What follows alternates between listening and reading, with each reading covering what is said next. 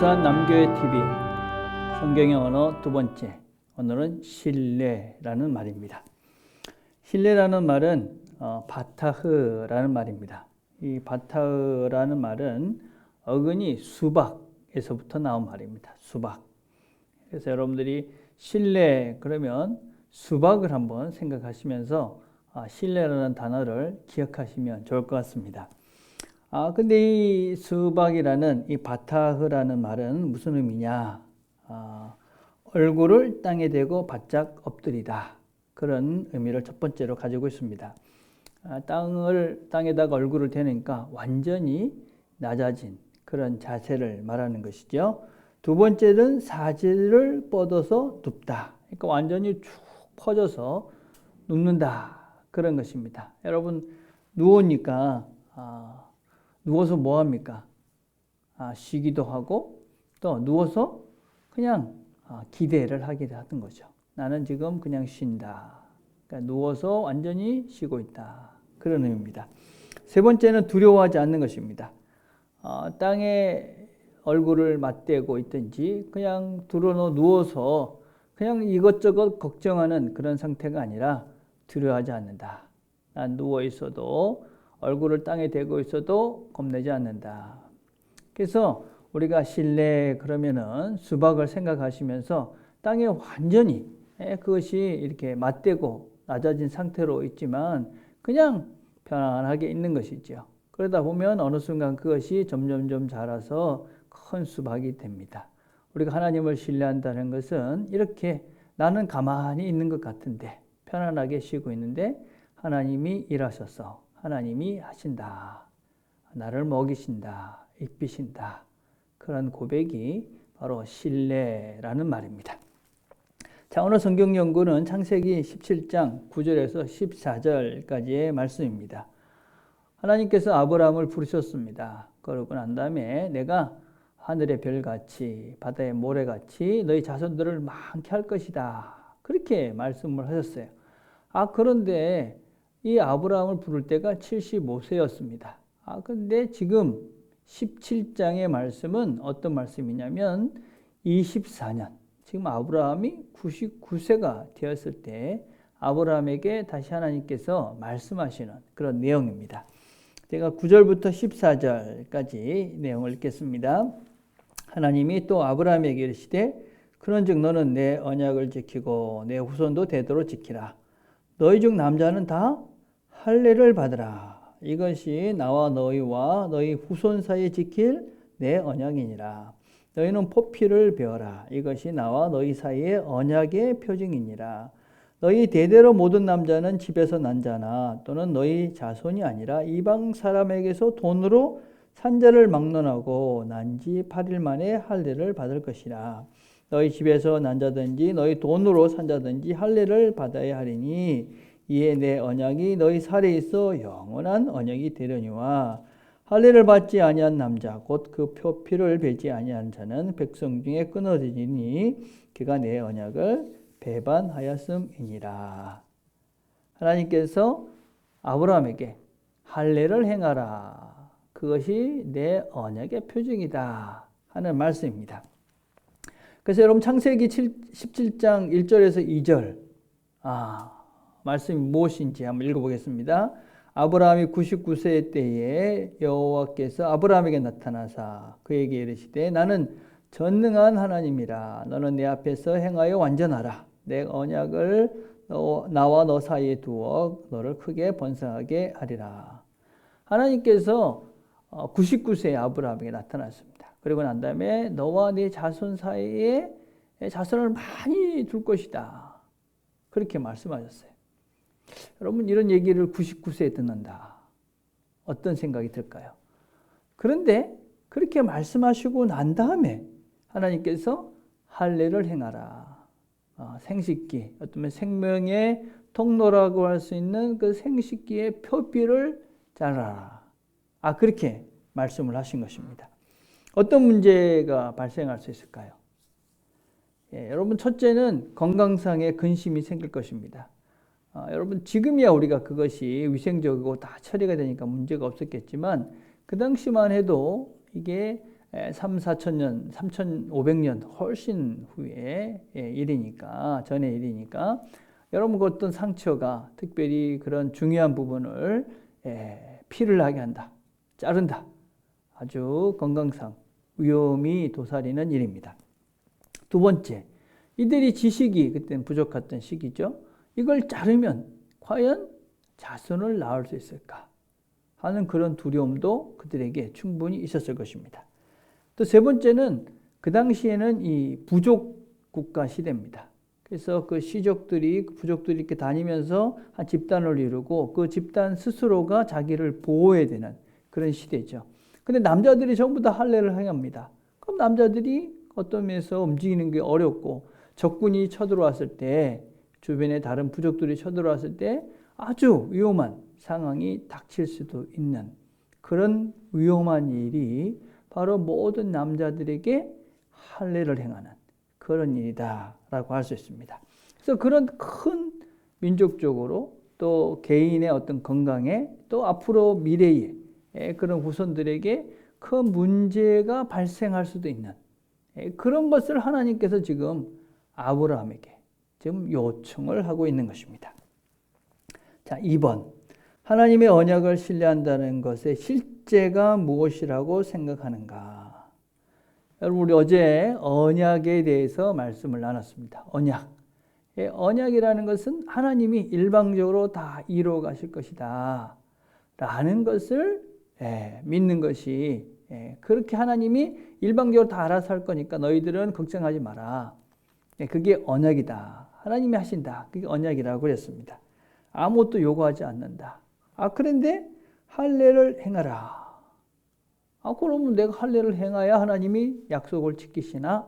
이렇게 우리가 질문할 수 있는 것이죠. 하나님께서 이 아브라함에게 이 땅을 줄 것이고 또 너희 민족을 하늘의 별같이 땅의 바다같이 이렇게 많게 해주실 것이다. 그럼 할례를 행하라. 그럼 그게 조건인가? 그렇지는 않은 것이죠. 그럼 할례를 행한다는 것은 무엇입니까? 할례를 행한다는 것은 너는 아무것도 하지 않아도 된다. 내 힘으로 하는 것이 아니다 라는 것을 깨닫게 하시는 것이죠. 여러분, 할례를 행하고 난 다음에 그 다음에 아브라함은 이삭을 낳게 되어집니다.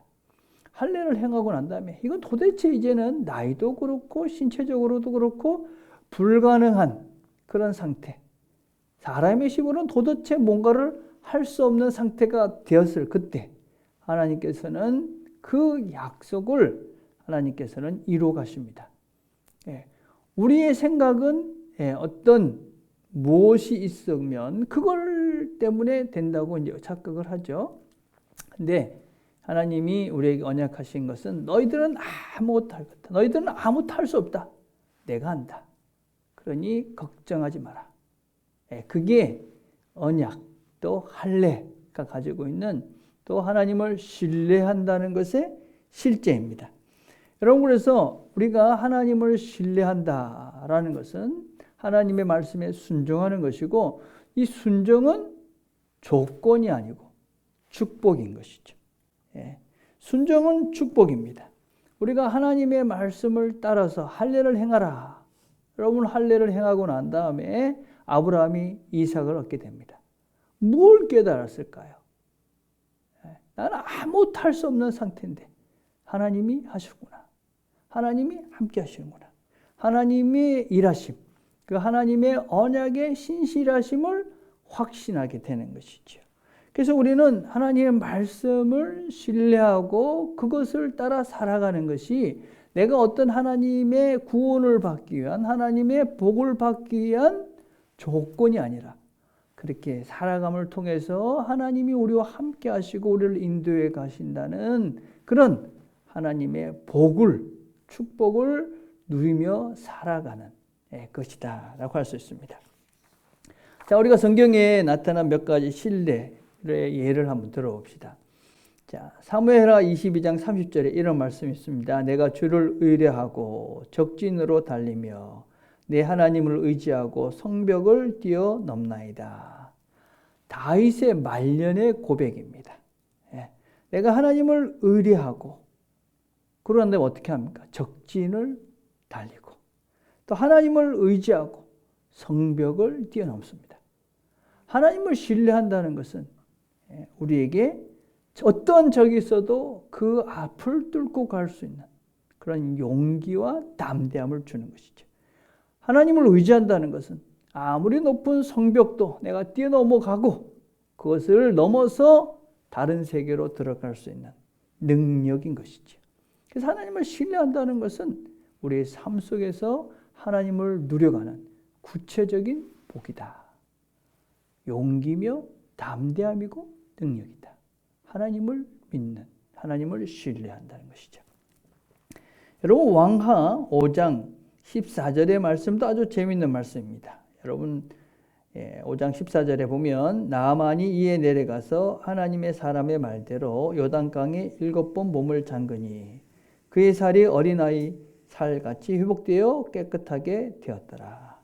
우리가 잘 아는 말씀이죠. 나아만이라는 장군이 이스라엘에 와서 이제 묻습니다. 어떻게 할까요? 그러니까 엘리야가 얘기를 하죠.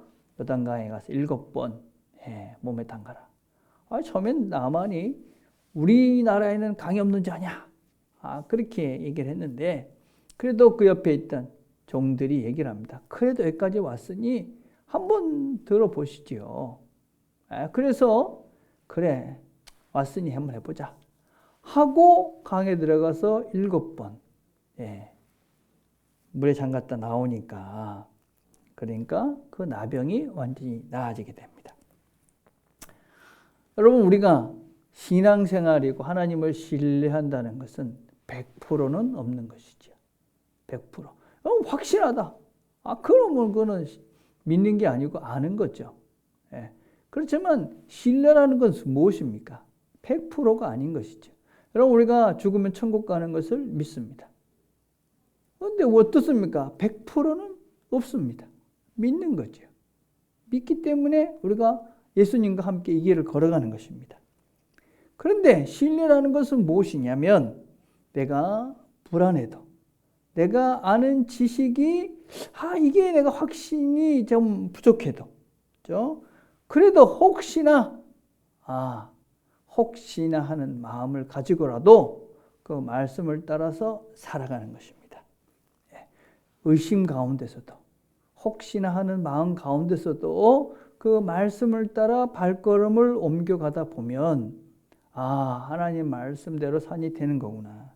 하나님께서 이렇게 역사하시는구나. 그래서 하나님을 구체적이면서도 실제적으로 알아가는 것이죠.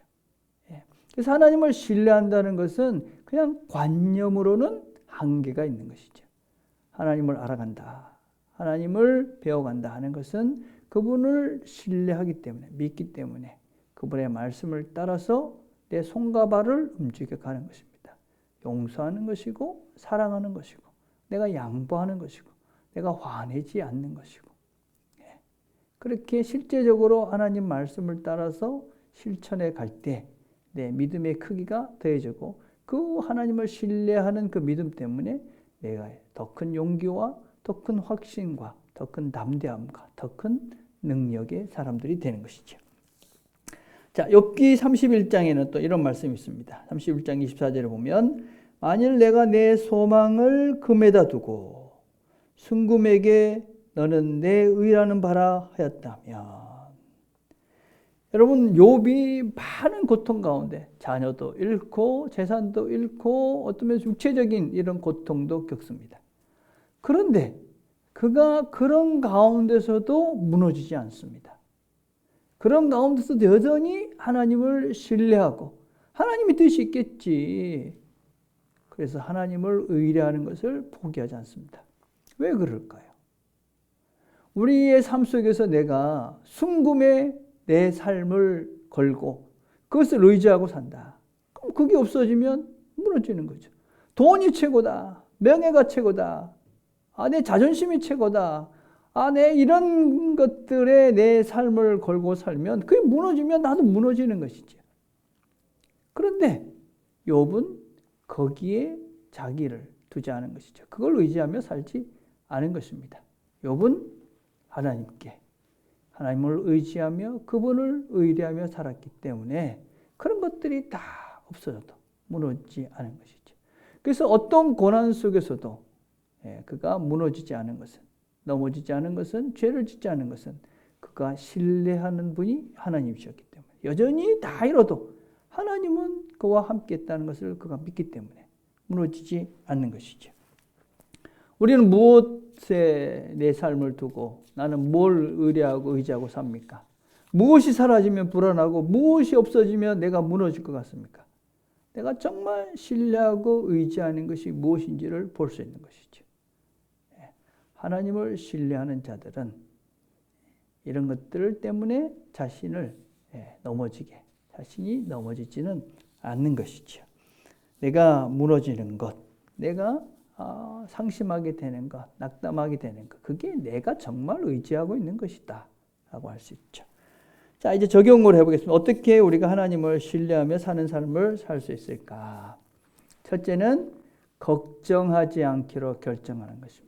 걱정하지 않는다. 걱정을 어떻게 안 합니까? 여러분, 걱정이 들 때마다 내가 지금 어떤 마음 자세인가 하는 걸 보신 겁니다. 우리가 걱정이 들 때 많은 경우 욕심도 있고 뭔가 내가 강력하게 뭔가 원하는 것들이 있는 것이죠. 그럴 때 우리가 하나님 앞에서 신뢰를 생각하는 겁니다. 수박처럼 완전히 내 자신을 이렇게 내려놓고 나를 보는 거죠. 그렇죠? 누워서 시간을 보내면서 그러면서 하나님이 알아서 하시겠지. 그러면서 하나님을 내가 신뢰하기 때문에 더 이상 걱정하지 않기로 그렇게 결정을 하시는 것입니다. 여러분, 우리가 이런 내가 더 이상 걱정하지 않기로, 두려워하지 않기로, 이 문제 때문에 내가 더 이상 고민하지 않기로, 이건 하나님이 원치 않는 것이다. 그럴 때 이런 결정을 하고 내가 하나님께 그걸 기도하시고, 그러면서 더 이상 그 문제에 매이지 않도록 여러분들이 결정을 하셔야 합니다. 자, 두 번째, 내 생각과 감정을 점검하라 하는 것입니다. 여러분, 하나님을 신뢰한다는 것은 감정이 아닙니다. 그리고 그것은 어떤 내 막연한 생각, 그것만도 아닙니다. 하나님을 신뢰한다는 것은 의지입니다. 의지예요. 그죠? 여러분, 생각은요, 우리의 생각은 늘 부정적입니다. 우리가 70% 이상이, 특별히 상처가 많은 사람들은 똑같은 얘기를 들어도 부정적으로 받고 그냥 부정적으로 자기를 봅니다. 감정은 늘 변하죠. 근데 의지는 내가 결정을 하는 것입니다. 내 생각, 내 감정이 비록 부정적이 되고 또 내가 좀 낙심하는 상황이 돼도 나는 하나님을 의지하겠다. 그렇게 내 생각을 하나님을 신뢰하고 의지하는 것으로 내 의지를 의도적으로 거기에 맞춰가는 것이죠. 내가 불안하지 않기로 하나님을 믿기로 결정하고 내 의지를 거기서 글로 나가는 것. 이게 신뢰입니다. 세 번째는 말씀으로 내 생각과 마음을 채워라 하는 것입니다. 여러 가지 것들이 우리의 마음속에 들어오면 우리가 불안하죠. 무엇이 마음속에 많이 들어옵니까? 무엇이 내 생각을 자꾸 이렇게 이끌어갑니까?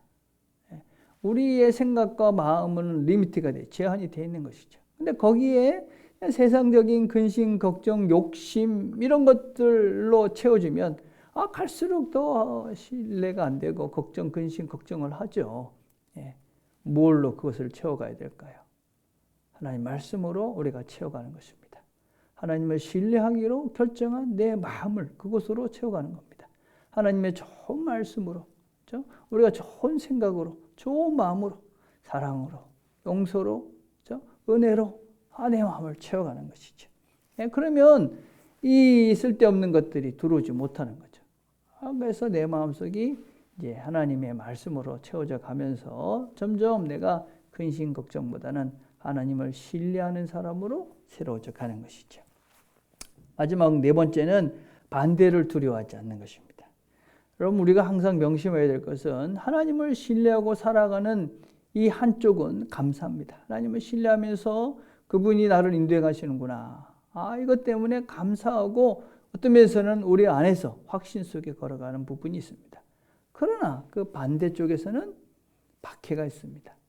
예, 반대하는 세력, 우리가 그 하나님을 신뢰하고 가지 못하도록 하는 세력이 있다.